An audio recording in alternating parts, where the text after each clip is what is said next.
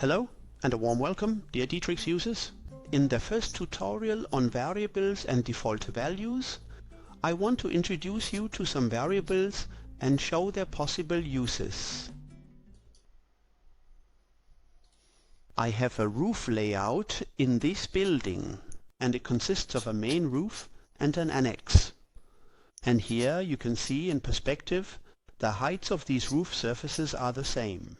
When I now look at the roof surface designs, the main roof has the rafter layout with a thickness of 20 centimeters, and the rafter position of the cross building is 16 centimeters thick. Now I switch to the roof structure and want to enter the rafters. I first use a setting.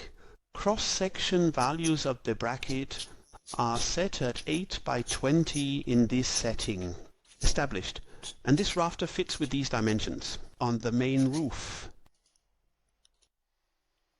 I now have the option altering this setting a bit and accessing a so-called variable for the height of the rafter through the formula editor. This means it automatically recognizes the thickness of layer 0, and when I use this variable, you see right away it changes what's in this field, not the numerical value. The width remains at 20 centimeters, but the field is now highlighted in blue and the formula editor is colored green. This means a variable is being used here. I'd like to save this setting right away. Let's call it now. KVH 18 times load 0. And with this setting, I'm now putting a rafter here on the main roof.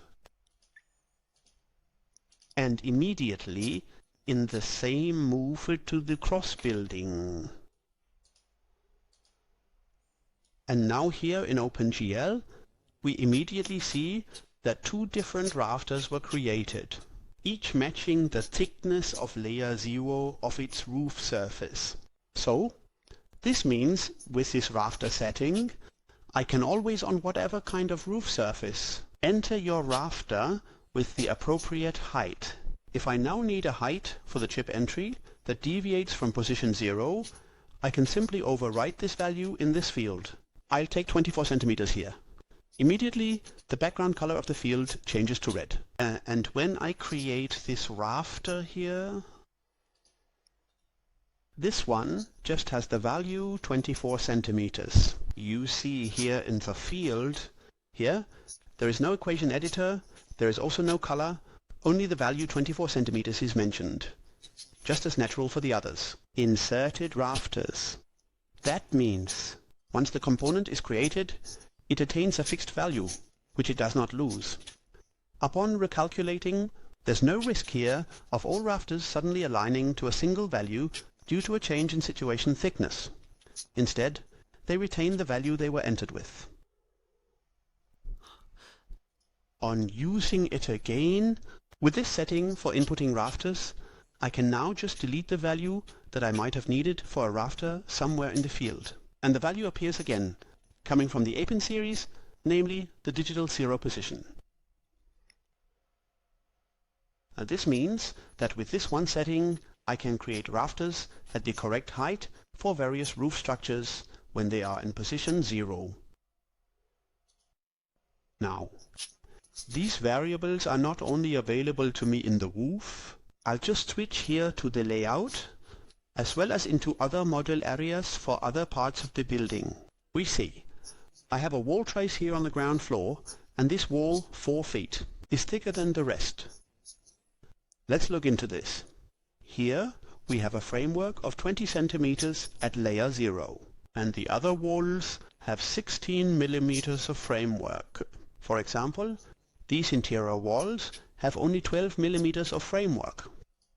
When I now switch to the wall construction and want to input posts here, I can also access the variable here in this setting for the post height via the form editor again. And in the case of the wall, I can use the thickness of layer 0 here.